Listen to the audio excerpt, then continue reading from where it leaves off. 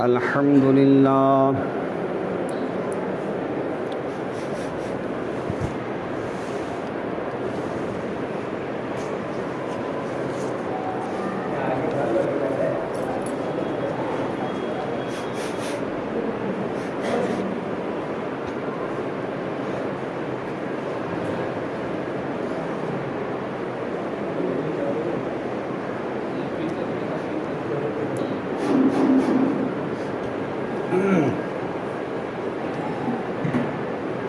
السلام علیکم ورحمۃ اللہ وبرکاتہ۔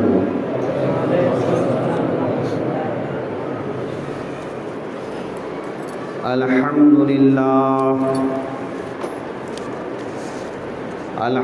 للہ نحمده ونستعینه ونستغفره ونؤمن به ونتوکل علیہ ونعوذ بالله من شرور أنفسنا ومن سيئات أعمالنا من يهده الله فلا مضل له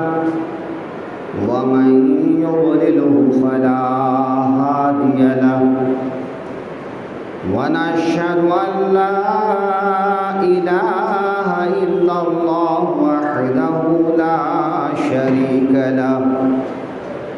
ونشهد أن محمدًا عبده ورسوله أما بعد فأعوذ بالله من الشيطان الرجيم بسم الله الرحمن الرحيم ألا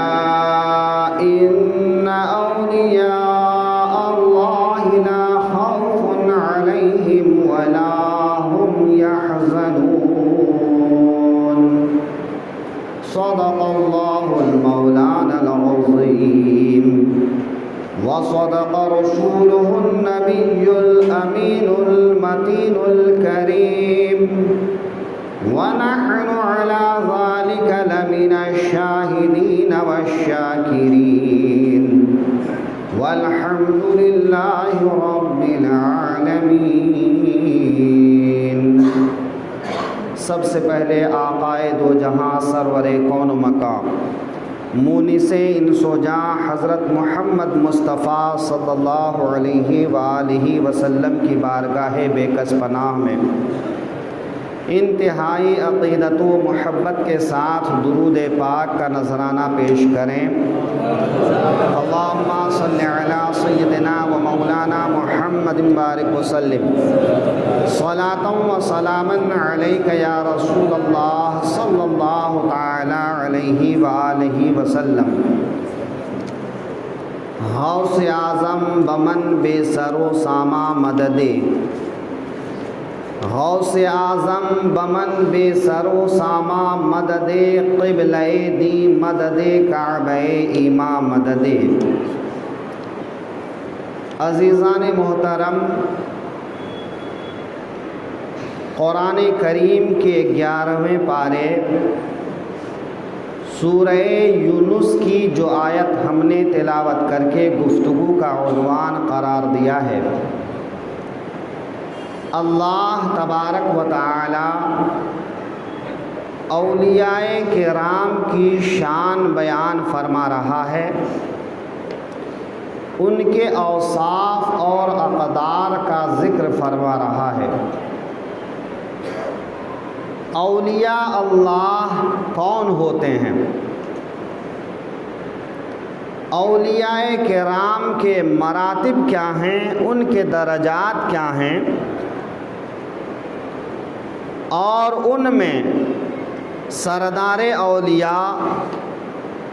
محبوب سبحانی قطب ربانی شیخ عبدالقادر محی الدین جیلانی بغدادی رضی اللہ تعالی عنہ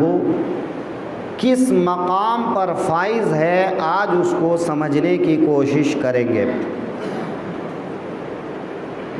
اعلیٰ حضرت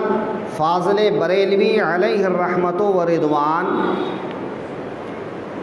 اپنے ملفوظات میں ارشاد فرماتے ہیں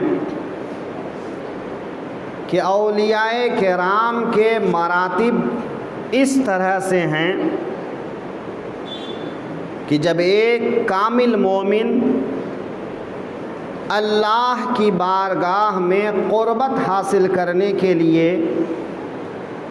عبادت و ریاضت کرتا ہے، اپنے آپ کو انسانی علاقے سے دور کر کے اللہ کی بارگاہ سے نزدیک ہونے کی ابتدا کرتا ہے، تو ابتدائی مرحلے میں ان کو سالک کہا جاتا ہے۔ اللہ کی راہ میں چل پڑنا، دنیا اور دنیا کی ساری چیزوں کو چھوڑ کر دنیا کے پیدا کرنے والے کی طرف لو لگا لینا، یہ اولیاء کرام کا پہلا مرتبہ اور پہلا درجہ ہوتا ہے۔ اولیاء اللہ کی شان میں جو اللہ تعالی فرما رہا ہے، اے لوگو خبردار ہو جاؤ، اللہ کے ولیوں کو نہ کسی چیز کا خوف ہے اور نہ کسی چیز کا غم ہے، تو وہ بے خوف اور بے پرواہ ہونے کی جو وجہ ہے کہ سب سے پہلے وہ دنیا اور دنیا کے سارے آرام کو چھوڑ دیتے ہیں، ان سے منہ موڑ لیتے ہیں اور اللہ کی راہ میں چل پڑتے ہیں، انہیں سالک کہا جاتا ہے۔ پھر جب وہ ترقی کرتے ہیں تو انہیں واصل کہا جاتا ہے، جب اس سے بھی زیادہ ترقی کرتے ہیں تو انہیں نجبہ کہا جاتا ہے، جب اور ترقی کرتے ہیں تو انہیں نقبہ کہا جاتا ہے، جب اور ترقی کرتے ہیں تو انہیں ابدال یا بدلہ کہا جاتا ہے، جب اور ترقی کرتے ہیں تو وہ قطبیت کے مقام پر فائز ہوتے ہیں اور انہیں قطب کہا جاتا ہے، قطب الاقطاب کہا جاتا ہے، اور جب وہ اور ترقی کرتے ہیں تو مقام غوثیت پر فائز ہوتے ہیں، انہیں غوث کہا جاتا ہے، غوث میں غوث اعظم ہوتے ہیں، اور غوث اعظم کے سر پر ایک تاج رکھا جاتا ہے جنہیں غوثیت کبریٰ کا تاج کہا جاتا ہے۔ اللہ تبارک و تعالی نے اس امت کو اسی لحاظ سے مقام عطا فرمایا ہے کہ امت کے سروں پر حکمرانی چاہے کسی کی بھی ہو، لیکن ان کے دلوں پر جو حکمرانی ہوتی ہے وہ اولیاء اللہ کی ہوتی ہے، وہ صالحین کی ہوتی ہے، وہ اللہ کے ان نیک بندوں کی ہوتی ہے جن کے بارے میں اللہ ارشاد فرما رہا ہے، الا ان اولیاء اللہ لا خوف علیہم ولا هم یحزنون۔ یہ اولیاء کرام اللہ کی بارگاہ سے اپنے اپنے مرتبے کے لحاظ سے قریب ہوتے ہیں۔ آج اسی چیز کو سمجھنے کی کوشش کرتے ہیں کہ ان میں جو آخری مرحلہ ہے غوثیت کبریٰ کا مرحلہ، اس غوثیت کبریٰ کے مرحلے پر اب تک کون کون فائز ہوئے ہیں اور آئندہ کون فائز ہونے والے ہیں۔ آقا کریم صلی اللہ علیہ وسلم کی تشریف آوری سے قبل حضرت عیسیٰ علیہ السلام کے آسمان پر اٹھا لیے جانے کے بعد زمین کا جو نظام تھا، اہل زمین کا جو نظام تھا، ہر نظام کا مالک اور خالق تو اللہ رب العزت ہے، لیکن نظام کو سنبھالنے کے لیے، اس کو ترتیب دینے کے لیے، اس کو آگے بڑھانے کے لیے اللہ تعالی نے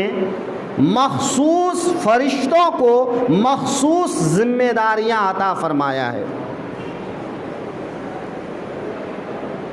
آقا کریم کی تشریف آوری سے قبل اللہ کے وہ فرشتے غار حرا میں جمع ہوتے،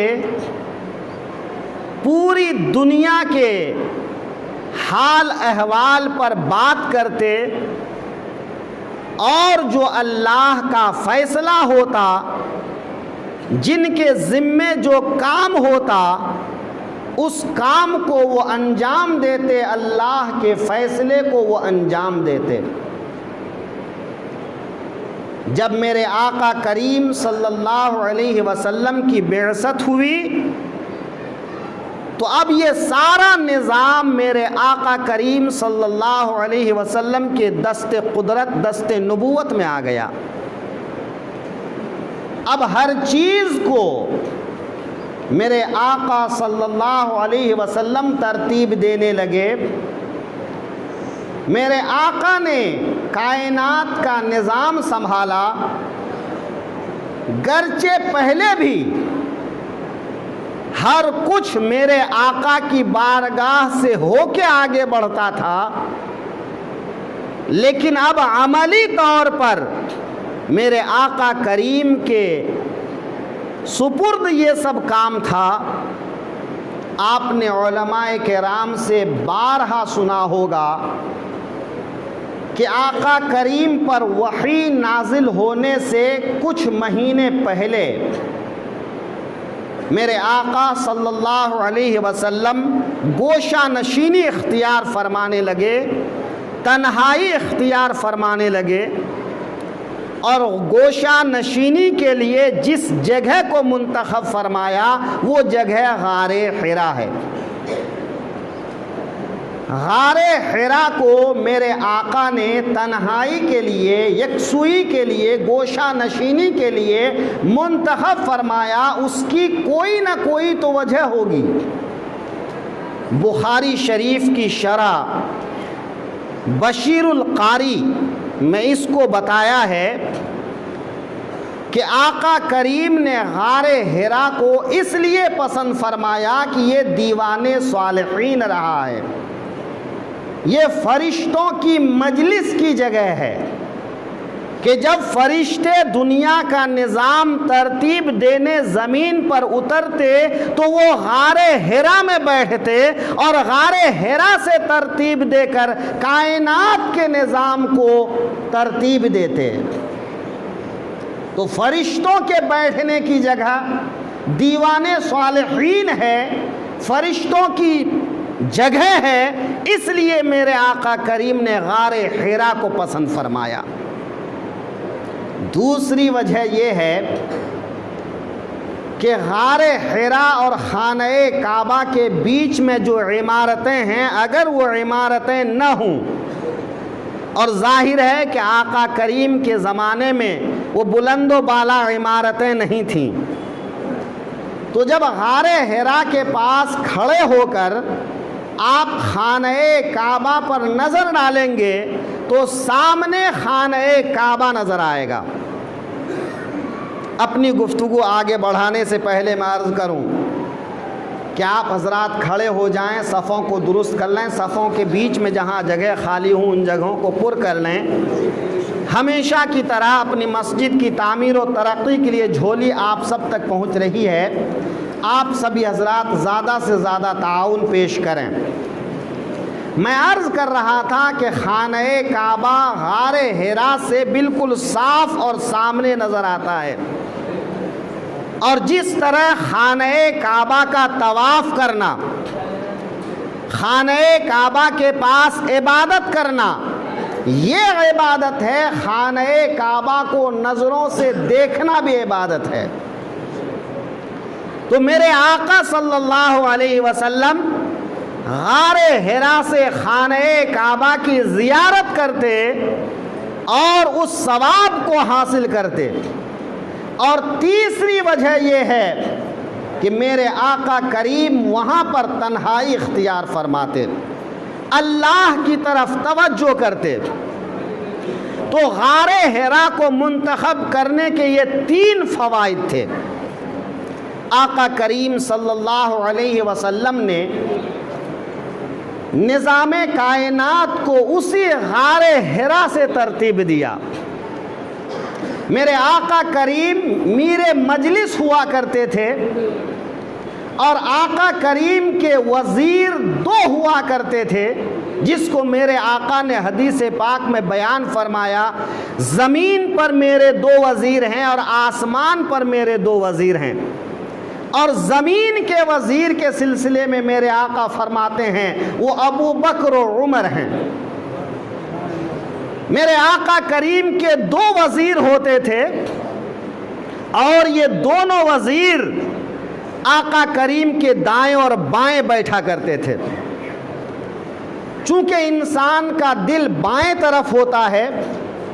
تو بائیں طرف والے وزیر زیادہ اہم ہوتے ہیں۔ تو حضرت ابو بکر جب بحیثیت وزیر آقا کے ساتھ بیٹھتے تو بائیں طرف ہوتے، اور حضرت عمر جب بیٹھتے تو دائیں طرف ہوتے۔ اعلیٰ حضرت فاضل بریلوی نے ملفوظات میں اس کو بھی بیان فرمایا ہے، اور اس میں دونوں وزیر کے القاب کا بھی ذکر فرمایا ہے کہ ایک کا نام عبداللہ اور دوسرے کا نام عبد الملک یا عبد الرب ذکر فرمایا ہے۔ تو آقا کریم نے سیدنا صدیق اکبر کو اپنے بائیں طرف اور حضرت عمر فاروق کو اپنے دائیں طرف بحیثیت وزیر کے نشست عطا فرمایا۔ یہ کارواں یوں چلتا رہا۔ جب میرے آقا کریم کا وصال ہوا، نبوت ختم ہو گئی، میرے آقا کے سلسلے میں اللہ رب العزت کا ارشاد ہے وَلَٰكِن رسول اللہ وخاتم النبیین، کہ یہ رسول آخری نبی ہیں، خاتم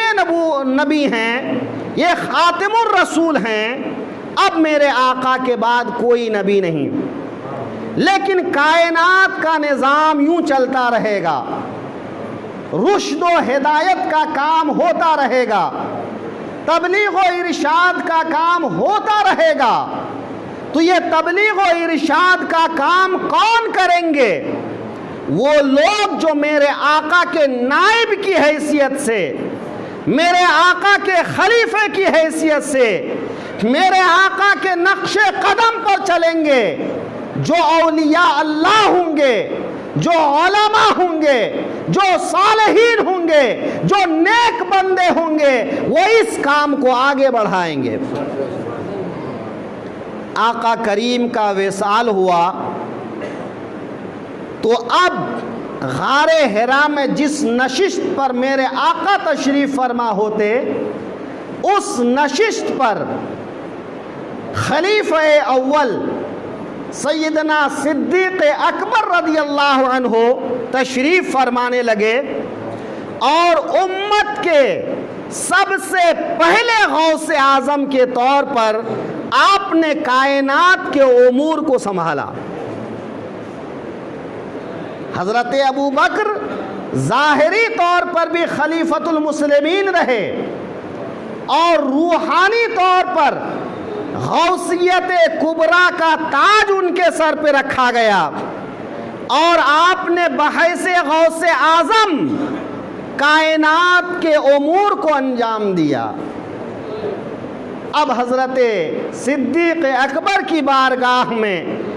بائیں طرف کے وزیر حضرت عمر ہوتے، داہنے طرف کے وزیر حضرت عثمان ہوتے۔ جب صدیق اکبر کا انتقال ہوا ان کی جگہ پر عمر فاروق فائز ہوئے، دوسرے غوث اعظم حضرت عمر فائز ہوئے، اب ان کے داہنے بائیں طرف حضرت عثمان غنی ہوتے، دائیں طرف مولا علی ہوتے۔ جب حضرت عمر کا انتقال ہوا حضرت عثمان غنی اس مقام پر فائز ہوئے، اب بائیں طرف حضرت علی ہوتے، داہنے طرف حضرت امام حسن ہوتے۔ جب حضرت عثمان غنی کا انتقال ہوا تو ان کی جگہ پر اب حضرت مولا علی فائز ہوئے، اب حضرت مولا علی کے بائیں طرف کے وزیر حضرت امام حسن ہوتے اور داہنے طرف حضرت امام حسین ہوتے۔ جب حضرت مولا علی شہید ہوئے تو ان کی جگہ پر حضرت امام حسن فائز ہوئے اور ان کے بائیں طرف کے وزیر حضرت امام حسین ہوئے۔ جب حضرت امام حسن کا انتقال ہوا تو حضرت امام حسین اس مقام پر فائز ہوئے اور حضرت امام حسین کے بعد یہ سلسلہ ان کی نسل میں چلتا رہا، حضرت امام حسن عسکری تک یہ سلسلہ یوں ہی چلتا رہا۔ اور اس مجلس کی ترتیب یہ ہوتی کہ جو پہلی کرسی لگتی وہ غوث اعظم کی ہوتی، بائیں طرف وزیر کی ہوتی، داہنے طرف دوسرے وزیر کی ہوتی، سامنے 7 کرسیاں اور لگتی جن میں ان کے بعد کے مرتبے کے اولیاء کرام جلوہ افروز ہوتے، پھر یہ سلسلہ آگے بڑھتا رہتا۔ اس مجلس میں ایک منشی ہوتے، دنیا بھر کے سارے اولیاء کرام جمعرات کی رات کو، جمعرات کا دن جا کر جو رات آتی ہے تاریخ اسلامی کے اعتبار سے وہ جمعہ کی رات ہے، لیکن ہم لوگ اس کو عام بول چال میں جمعرات کا دن جا کر جو رات آتی ہے وہ جمعرات کی رات کہتے ہیں۔ اس رات کو پوری دنیا کے اولیاء کرام غار حرا میں تشریف لے جاتے ہیں، وہاں غوث اعظم مجلس کی سربراہی کرتے ہیں۔ آپ اولیاء اللہ کی بارگاہ میں جو معروضات پیش کرتے ہیں، اگر وہ معروضات ان اولیاء اللہ کے تصرف میں ہیں تو وہ دے لے کر معاملہ رفع دفع کر دیتے ہیں، اور اگر ان کے تصرف سے اوپر کا معاملہ ہے تو وہ لے کر غار حرا میں پہنچتے ہیں۔ غار حرا میں منشی کے ذریعے سے معروضہ غوث اعظم کی بارگاہ میں پہنچتا ہے۔ غوث اعظم معروضہ کو دیکھ کر لوح محفوظ میں نظر دوڑاتے ہیں، اگر معروضہ اسے ملنا ہوتا ہے یا نہ ملنا ہوتا ہے، جو لوح محفوظ میں خداوند قدوس کا فیصلہ ہوتا ہے، غوث اعظم منشی کو بتاتے ہیں اور منشی اس سے متعلقہ وزیر اور اولیاء کو بتاتے ہیں، اور پھر وہ اولیاء کرام اپنی بارگاہ میں آنے والوں کو دیتے ہیں، یا اگر اس کے لائق نہیں ہوتا تو منع فرما دیتے ہیں۔ یہ سلسلہ چلتا رہتا ہے، حضرت امام حسن عسکری تک چلتا رہا۔ بیچ میں یہ سلسلہ موقوف ہوا کہ حسن عسکری رحمت اللہ علیہ کے بعد اس غوثیت کبریٰ کا مقام کسی اور کو نصیب نہیں ہوا۔ سلسلہ چلتا رہا، قریباً 5ویں صدی آ گئی، حضرت غوث اعظم کا دور آیا، اور وہ غوثیت کبریٰ کا تاج محی الدین عبد القادر جیلانی بغدادی کے سر پہ رکھا گیا، اور امام حسن عسکری کے بعد میں غوثیت کبریٰ کا مقام سیدنا عبد القادر غوث اعظم کو عطا ہوا۔ اور غوث اعظم سے لے کے اب تک، اب سے لے کر امام مہدی علیہ السلام کے آنے تک غوثیت کبریٰ کا تاج حضرت غوث اعظم کے سر پر ہی ہے۔ اب جو بھی غوث ہوتے ہیں وہ غوث اعظم کے نائب ہوتے ہیں۔ اور نائب کی حیثیت سے وہ جہان کے کام کو انجام دیتے ہیں، لیکن مستقل طور پر غوثیت کبریٰ کا تاج آج بھی سیدنا غوث اعظم کے سر پر ہے۔ اور جب امام مہدی علیہ السلام آئیں گے تو اس وقت ان کو غوثیت کبریٰ کا تاج عطا ہوگا۔ اب آپ غور کیجئے، ہم آپ جس غوث کی 11ویں کرتے ہیں، جس غوث کو وسیلہ بناتے ہیں، جس غوث کو ہم مشکل کشا مانتے ہیں، وہ غوث کس مقام پر فائز ہیں،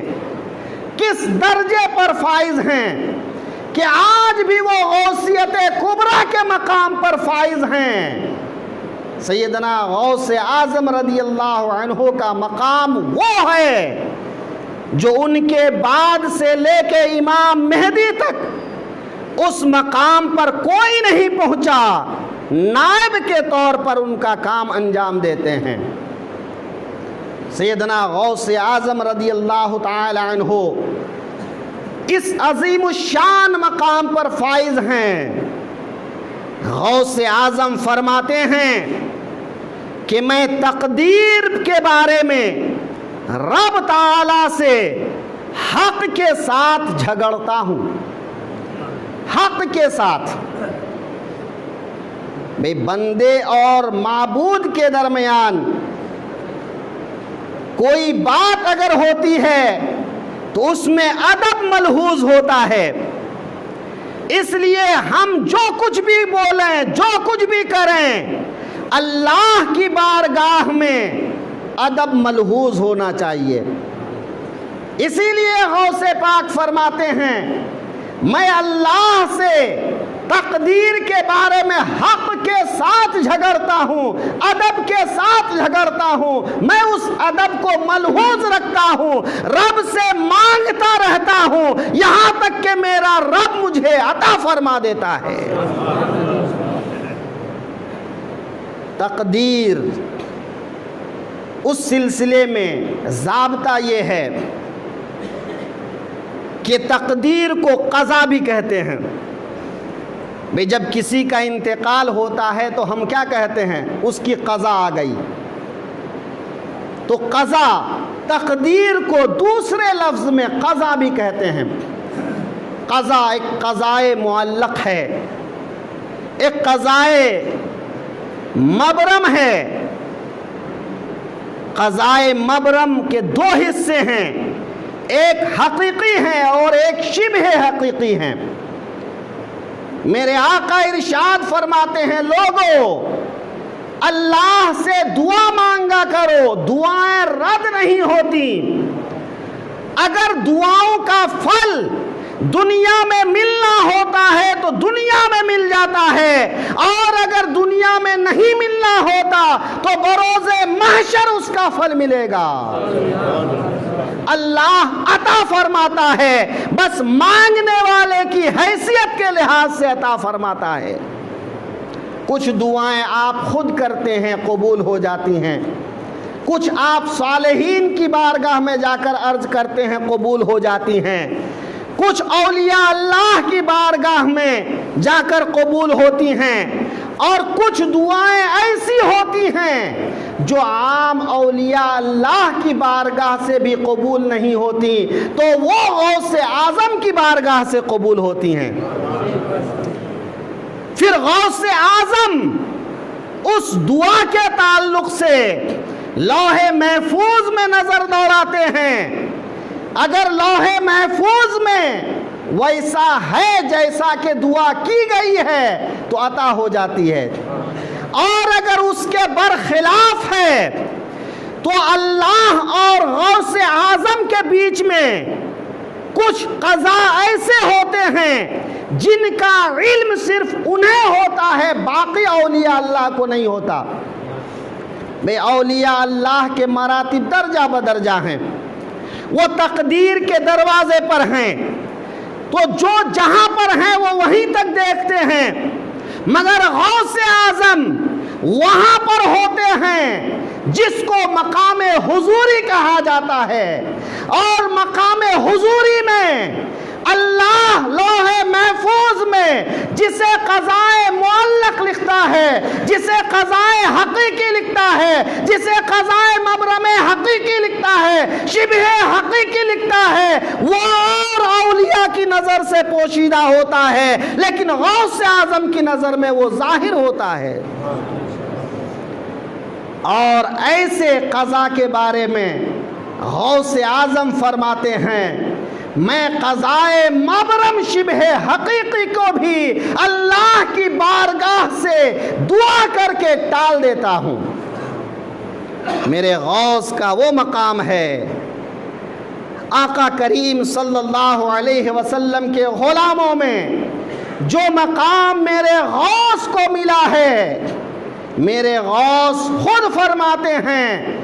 قدمی ہذہی علی رقبت کل ولی اللہ، کہ میرا یہ قدم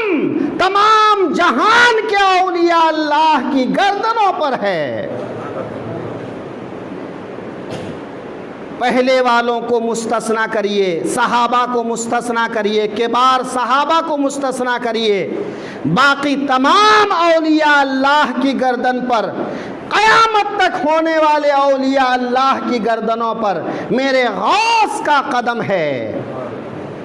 سیدنا غوث پاک رضی اللہ عنہ فرماتے ہیں، میں قضائے مبرم شبہ حقیقی کو ٹال دیتا ہوں۔ حضرت مجدد الفسانی شیخ احمد سرہندی رحمت اللہ تعالی علیہ بڑے پائے کے بزرگ ہیں۔